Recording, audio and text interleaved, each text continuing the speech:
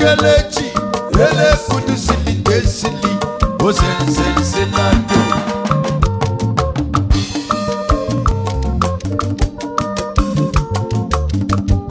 Allah kude kisi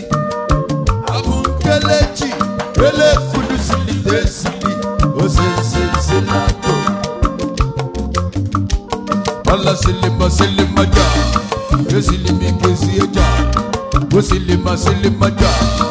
Silima du Anu keki saga Anu maku kensili Ana silino ja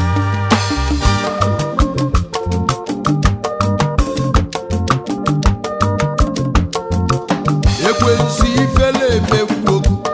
Ala silinu